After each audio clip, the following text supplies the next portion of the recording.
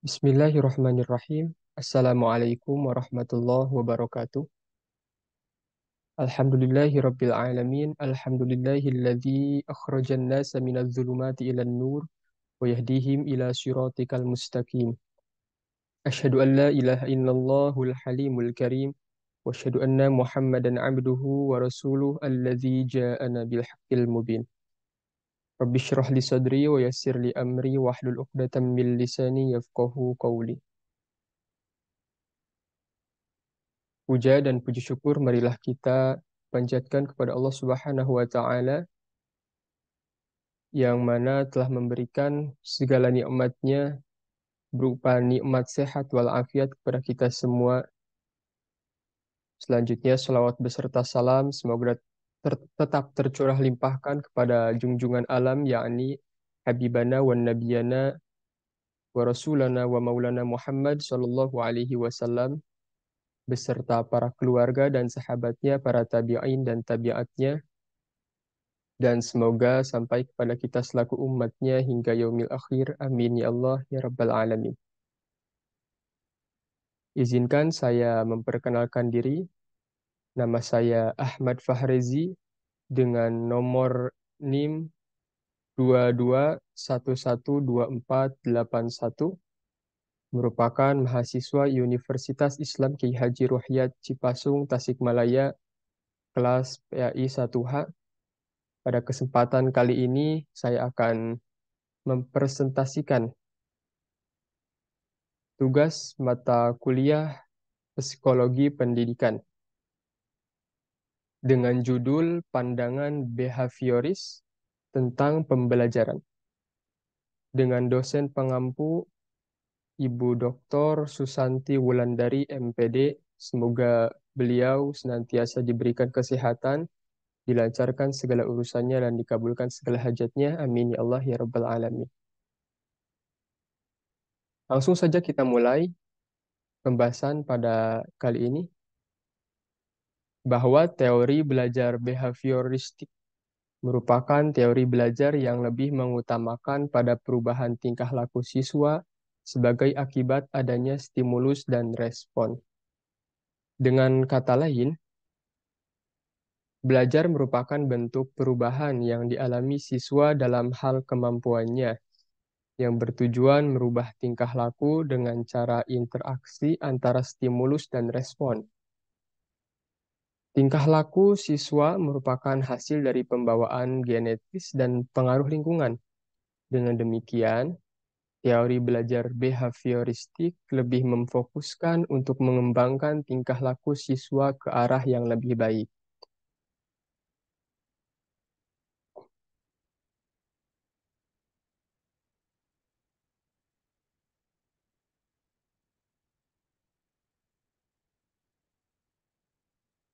Yang pertama, ceket, ini dulu, minum dulu bentar.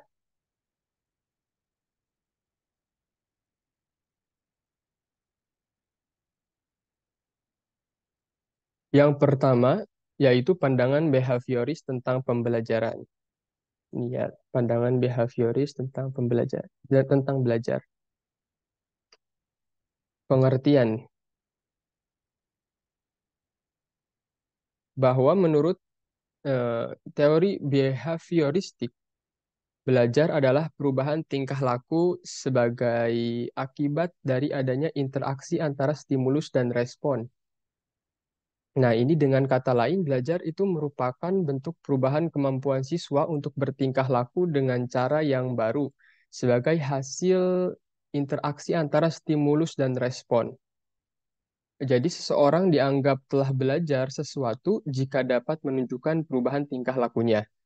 Contohnya, seperti siswa belum dapat berhitung perkalian, meskipun ia sudah berusaha giat dan gurunya sudah mengajarkan dengan tekun.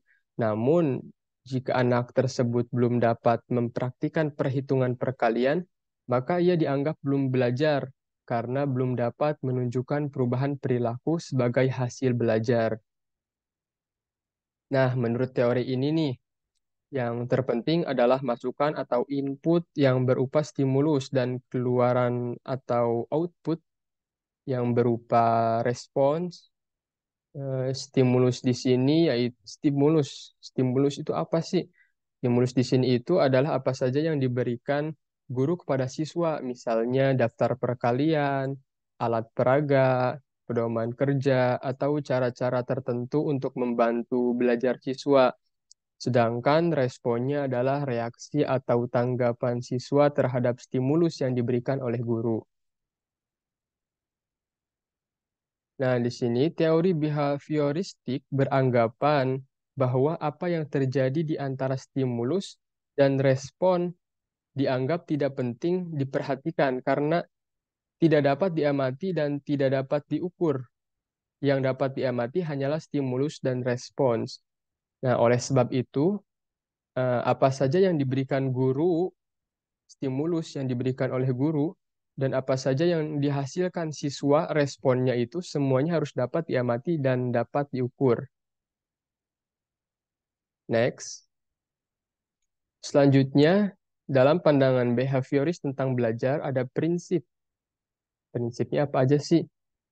Teori behaviorisme yang menekankan adanya hubungan antara stimulus yang selanjutnya disingkat S dengan respons yang selanjutnya disingkat R, secara umum dapat dikatakan memiliki arti yang penting bagi siswa untuk meraih keberhasilan belajar. Jadi caranya guru itu banyak memberikan stimulus dalam proses pembelajaran. Dan dengan cara ini siswa akan merespons secara positif apalagi jika diikuti dengan adanya reward, hadiah gitu. Contohnya seperti reward yang berfungsi sebagai reinforcement, penguatan terhadap respons yang telah ditunjukkan. Dalam konteks pembelajaran ada beberapa prinsip umum. Nah, jadi dalam konteks pembelajaran ada beberapa prinsip umum yang harus diperhatikan. Beberapa prinsip tersebut adalah yaitu perubahan tingkah laku. Yang pertama perubahan tingkah laku.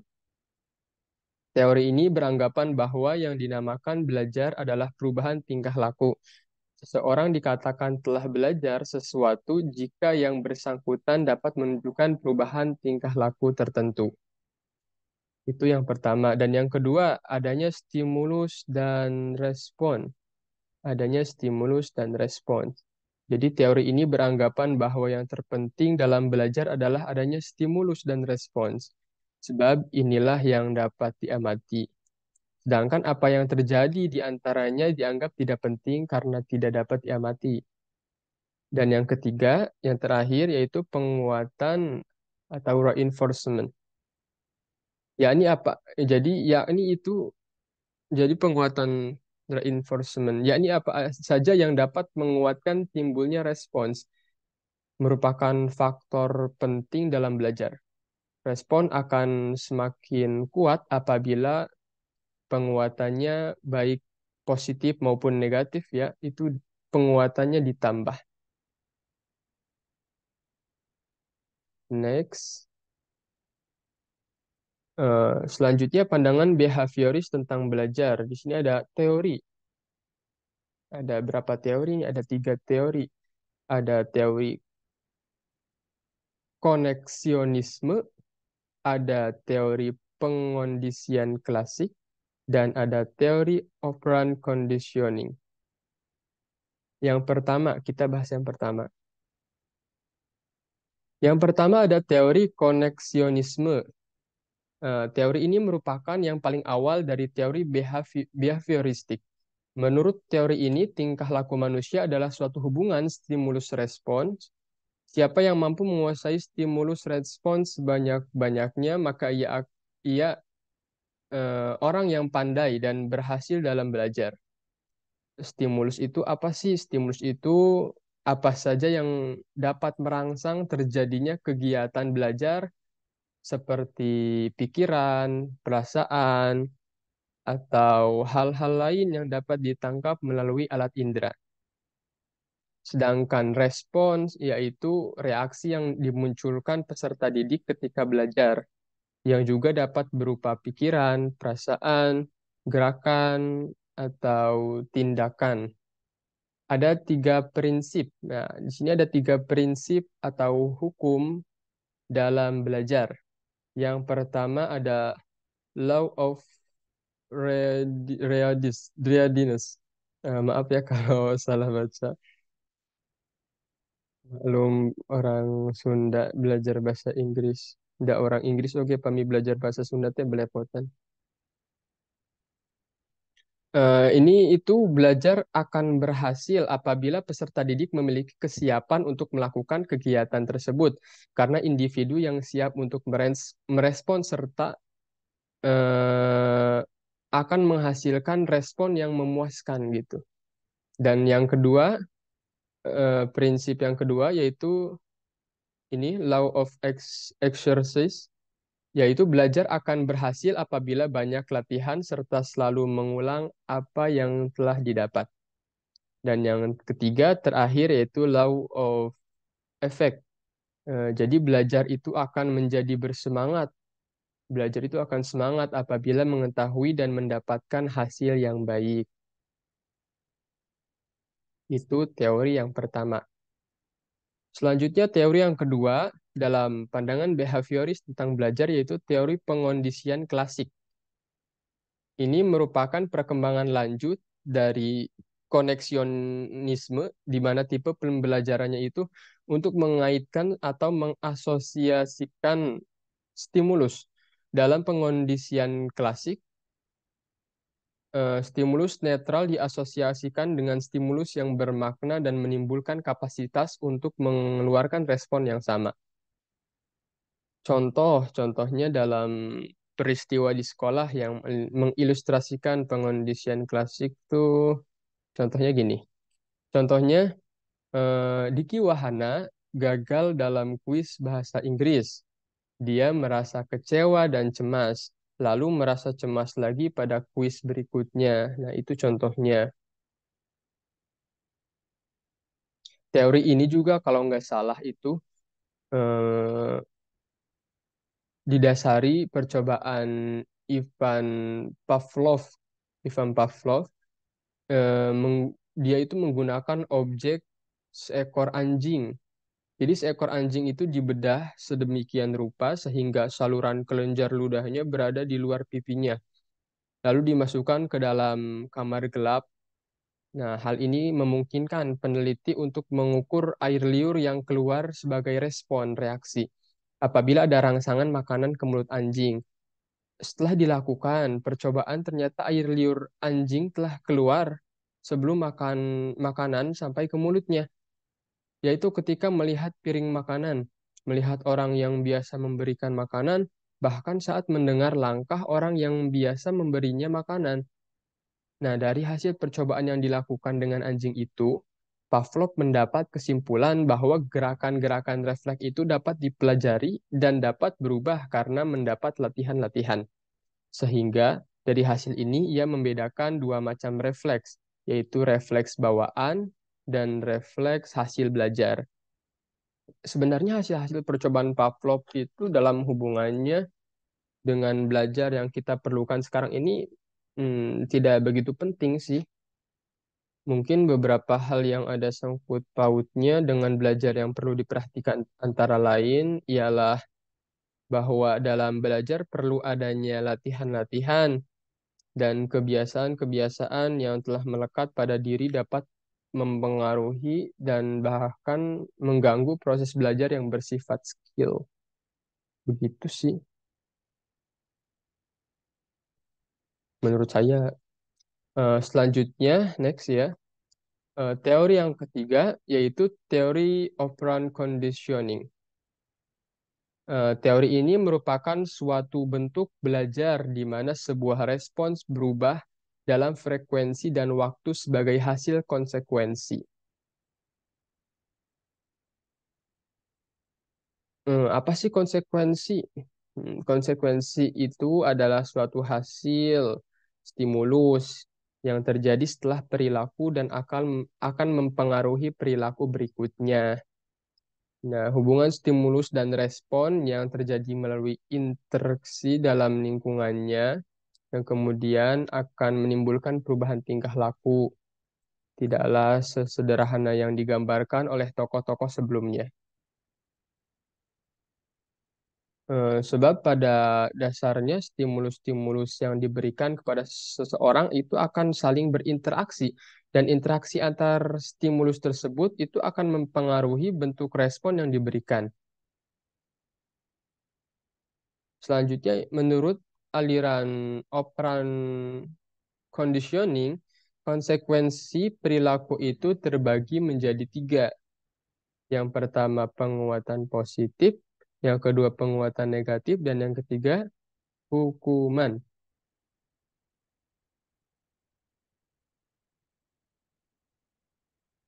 Bentar ya, ini namanya mana, Bang?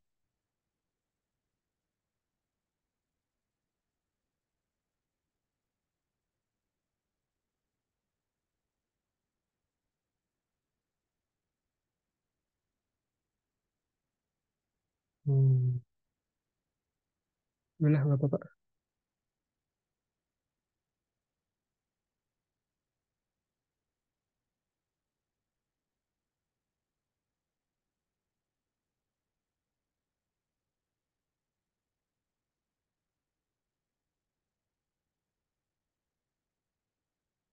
Hmm. Ah, eh, kita jelaskan ya. Yang pertama penguatan positif. Jadi ini itu penguatan yang menimbulkan kemungkinan untuk bertambah tingkah laku. Contohnya, seorang siswa yang mencapai prestasi tinggi diberikan hadiah, maka dia akan mengulangi prestasi itu dengan harapan dapat hadiah lagi. Jadi penguatan bisa berupa benda, penguatan sosial seperti pujian, sanjungan, atau token seperti nilai, nilai ujian. Jadi ditambahin nilainya. Selanjutnya yang kedua itu penguatan negatif. Jadi penguatan negatif di sini yaitu penguatan yang menimbulkan perasaan menyakitkan atau yang menimbulkan keadaan tidak menyenangkan atau tidak mengenakan perasaan sehingga dapat mengurangi terjadinya sesuatu tingkah laku. Contohnya gimana? Contohnya seperti seorang siswa akan meninggalkan kebiasaan terlambat mengumpulkan tugas atau PR lah misalnya karena tidak tahan selalu dicemooh oleh gurunya, selalu omongin dengan kata-kata yang negatif oleh gurunya gitu. Dan yang ketiga itu ada hukuman. Hukuman di sini yaitu respon yang diberi konsekuensi yang tidak menyenangkan atau menyakitkan akan membuat seseorang itu bisa tertekan. Contohnya, seorang siswa yang tidak mengerjakan PR tidak boleh bermain bersama teman-temannya saat jam istirahat sebagai bentuk hukuman. Nah, itu kurang baik juga sih. Itu aja ya. Oke. Next. Selanjutnya, implikasi teori belajar behaviorisme dalam pembelajaran. Yang pertama ada prosedur-prosedur pengembangan tingkah laku baru. Nanti ada prosedur-prosedur pengendalian tingkah laku baru. Jadi ada pengembangan, ada pengendalian. Sekarang kita bahas yang pengembangan dulu.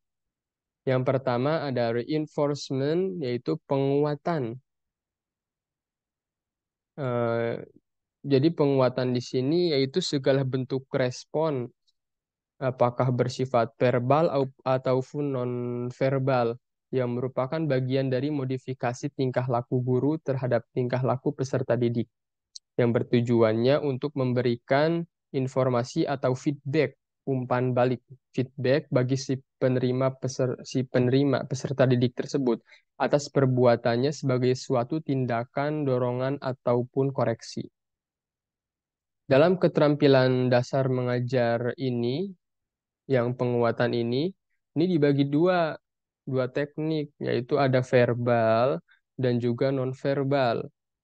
Penguatan verbal, contohnya berupa pujian, pengakuan, dorongan, yang digunakan untuk menguatkan perilaku peserta didik merupakan penguatan verbal yang dapat dinyatakan dalam dua bentuk, yaitu kata-kata dan juga kalimat.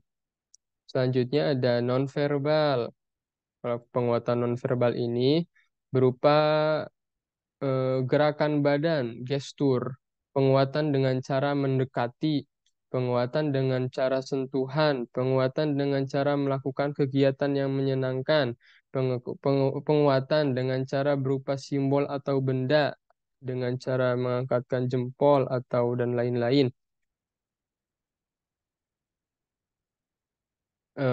Selanjutnya yang kedua ada shaping.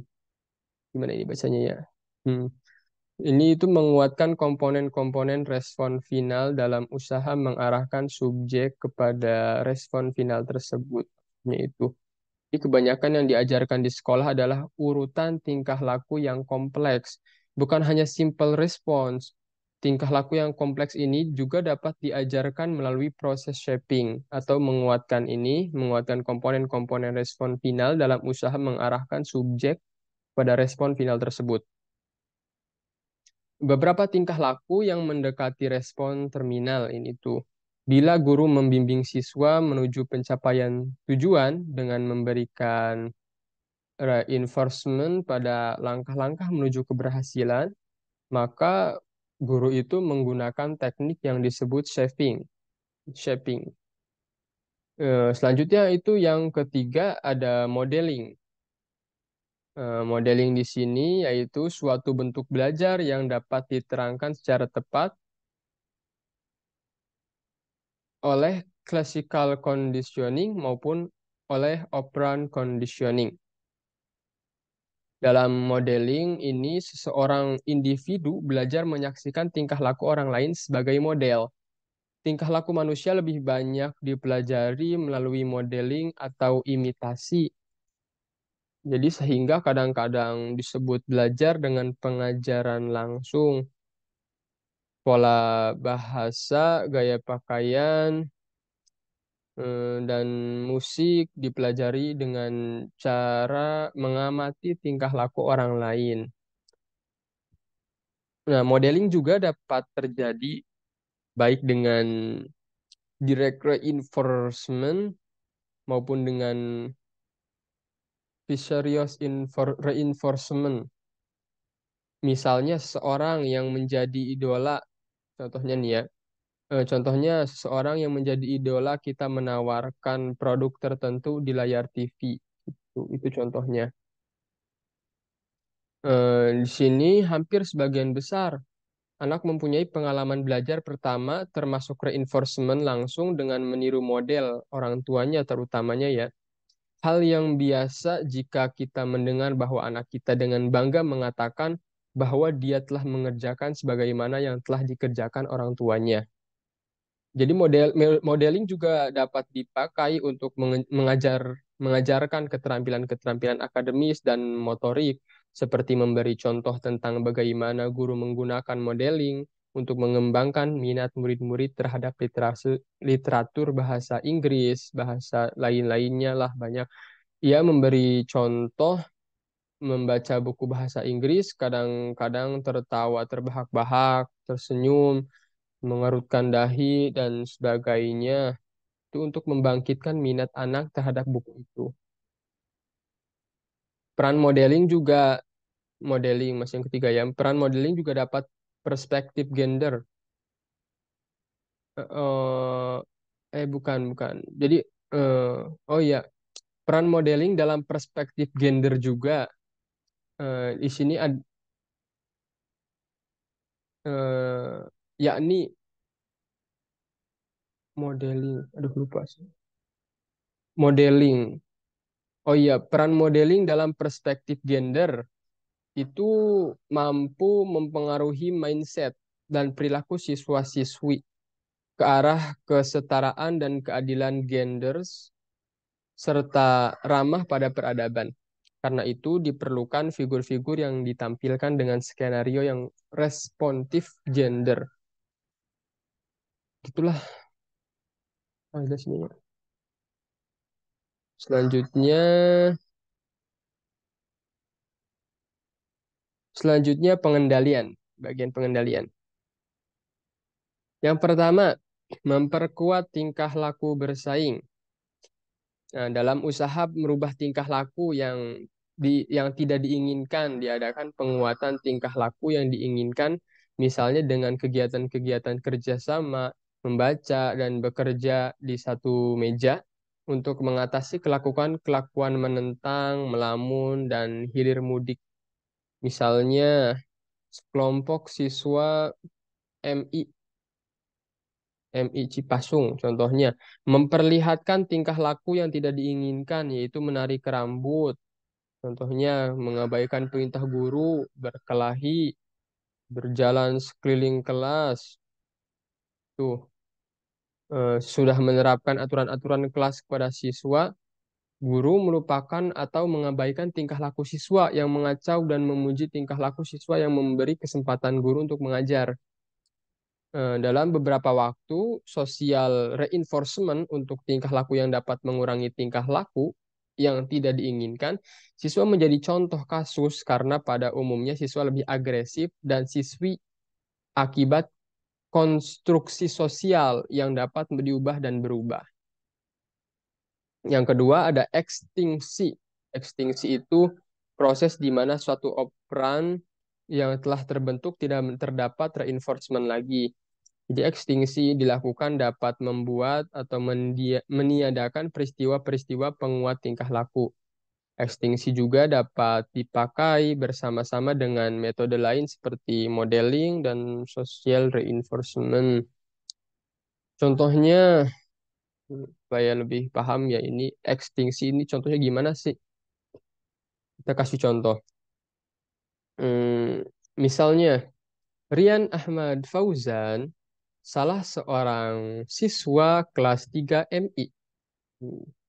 Selalu mengacungkan tangan ketika guru meminta para siswa-siswi untuk menjawab pertanyaan. Jadi si Rian teh ngacung wae mun guru meminta para siswa-siswi menjawab pertanyaan teh udah terus apal panginten gitu.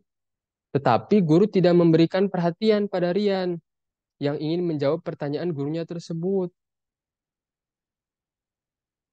Aduh, sakit.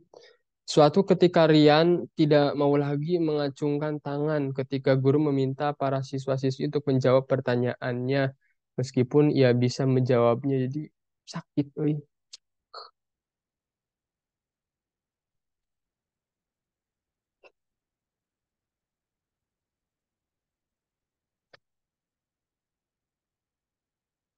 Langsung saja yang ketiga itu contohnya tadi ya. Yang ketiga satiasi. Satiasi di sini adalah suatu prosedur menyuruh menyuruh seseorang melakukan perbuatan berulang-ulang sehingga ia menjadi lelah atau jerak. Contohnya, seorang pengurus asrama yang memergoki santri merokok dan menyuruh santrinya itu merokok sampai habis satu pak sehingga santri itu bosan. Ini contohnya nih, tiga pengurus mergok barudak santri ker ngarudut ker ngarokok terus ngahukumanana teh nyuruh santri eta ngudud sampai habis sa iya saselop lah ulah setik-setik saselop. Jadi ambil santri eta teh bosen tina ngarokokna jadi jerak gitu. Satiasi. Selanjutnya yaitu perubahan lingkungan stimuli yang keempat. Nah, ini itu beberapa tingkah laku dapat dikendalikan oleh perubahan kondisi stimuli yang mempengaruhi tingkah laku itu. Jika murid terganggu oleh suara gaduh di luar kelas, ketukan jendela dapat menghentikan gangguan itu. Jika suatu tugas yang sulit mengecewakan murid, maka guru dapat mengganti dengan tugas yang kurang begitu sulit. Jika di kelas ada dua orang murid yang termenung saja, guru dapat menghampiri atau duduk di dekat mereka. Dan yang kelima yaitu hukuman. Hukuman eh, untuk hukuman di sini untuk memperbaiki tingkah laku. Hukuman hendaknya diterapkan di kelas dengan bijaksana seharusnya. Hukuman dapat mengatasi tingkah laku yang tak diinginkan dalam waktu singkat. Untuk itu perlu disertai dengan reinforcement. Hukuman juga menunjukkan apa yang tak boleh dilakukan murid, sedangkan reward menunjukkan apa yang mesti dilakukan oleh murid. Bukti menunjukkan bahwa hukuman atas kelakuan murid yang tak pantas lebih efektif daripada tidak menghukum. Ada dua bentuk hukuman nih. Eh, Satu, pemberian stimulus derita, misalnya seperti cemoohan atau ancaman. Dan yang kedua, pembatalan perlakuan positif. Contohnya mengambil kembali suatu mainan atau mencegah anak untuk bermain-main bersama teman-temannya.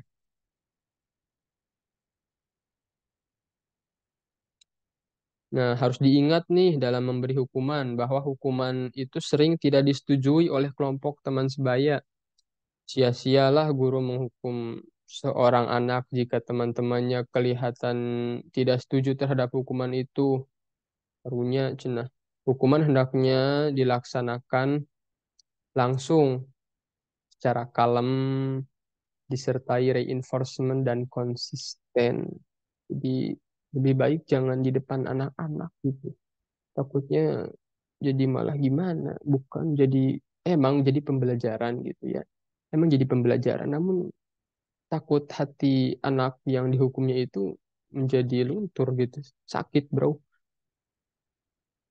Selanjutnya, next. Ada kritik terhadap dari behaviorisme. Nah, kritik terhadap behaviorisme. Di sini saya akan mengemukakan tentang kekurangan dan kelebihan behaviorisme. Ya, teori behaviorisme itu seringkali dikritik karena pandangan behavioristik kurang dapat menjelaskan adanya variasi tingkat emosi pembelajar. Meskipun mereka memiliki pengalaman penguatan yang sama, berikut beberapa kritik terhadap teori behavioristik. Yang pertama ini ada behaviorisme lebih berperan sebagai sebuah alat untuk mengontrol siswa daripada membantu siswa untuk belajar mengontrol perilakunya sendiri dan termotivasi secara internal. Beberapa kritikus mengatakan bahwa bukan ganjaran dan hukuman yang akan mengubah perilaku, namun keyakinan atau ekspektasi bahwa perbuatan tertentu akan diberi ganjaran atau hukuman. Yang kedua, kekurangannya, behaviorisme cenderung mengarahkan pembelajar untuk berpikir linier, konvergen, tidak kreatif, dan tidak produktif. Selanjutnya, yang ketiga, pendekatan behaviorisme terlalu banyak menekankan pada kontrol eksternal atas perilaku siswa. Dan yang terakhir, kekurangan behaviorisme itu tidak mampu menjelaskan situasi belajar yang kompleks. Nah, di kekurangan ini, jadi berdasarkan dari kritik yang diuraikan ini, dapat disimpulkan bahwa kritik tersebut ini, yang empat ini, merupakan kritik-kritik yang mengarah pada kekurangan teori behavioristik. Namun, di samping kekurangan teori behavioristik ini, juga memiliki kelebihan. Kelebihannya apa? Next. Kelebihan teori behaviorisme.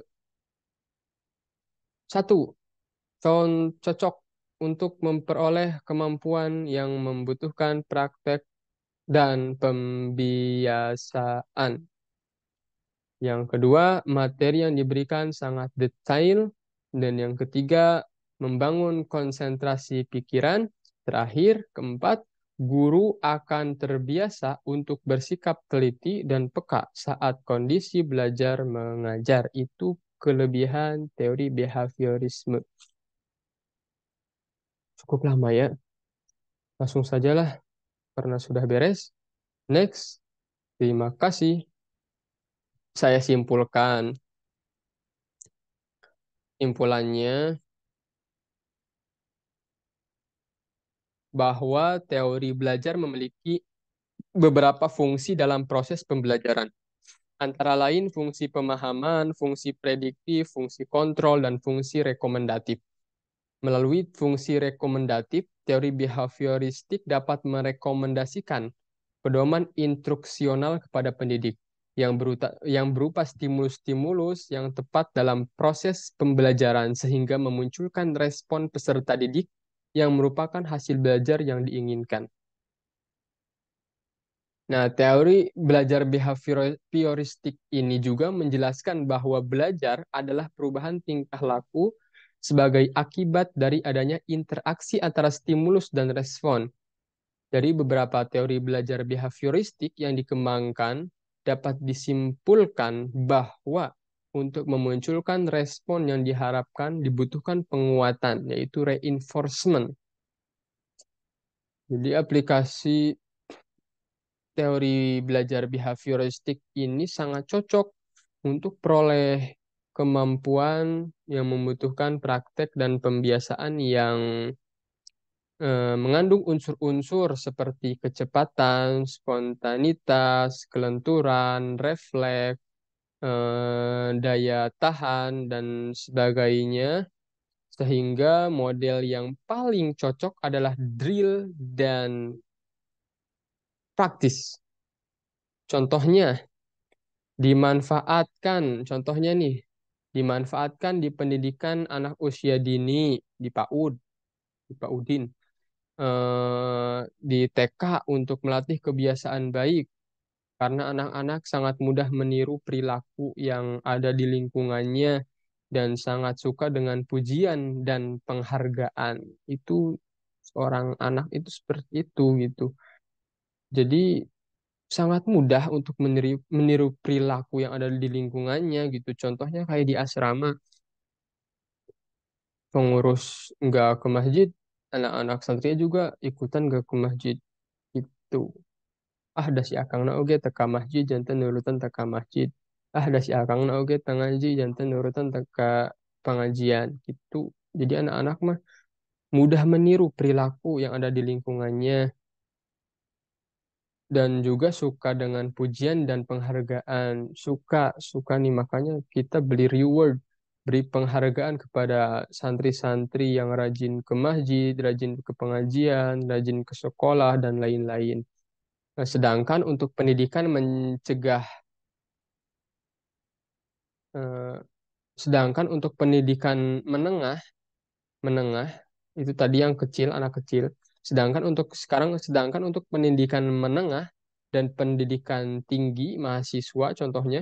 Jadi teori behavioristik ini banyak digunakan antara lain untuk melatih percakapan bahasa asing, mengetik, apalagi menari, apalagi menggunakan komputer, berenang, olahraga, banyak dan lain sebagainya, ngaji semuanya masuk. Itu untuk pendidikan menengah, anak-anak remaja, dan juga anak-anak mahasiswa, mahasantri. Itu teori behavioristik ini itu digunakan di dalam itu, seperti itu. Ya, mungkin cukup sekian presentasi dari saya, Ahmad Fahrizi, dengan nomor NIM 22112481 telah mempresentasikan tugas mata kuliah Psikologi Pendidikan dengan dosen pengampu Ibunda Dr. Susanti Wulandari MPD. Semoga beliau senantiasa diberikan kesehatan.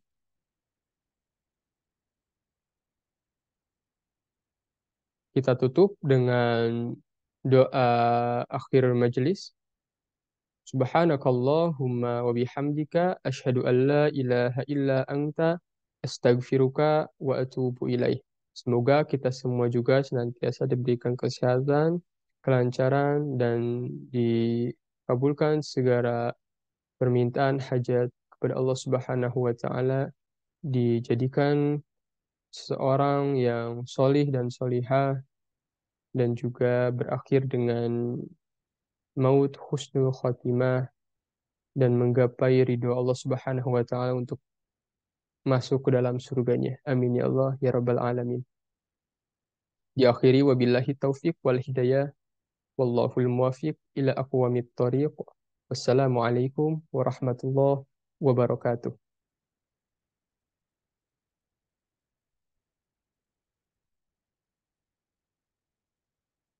Jadi anak abisin soleh.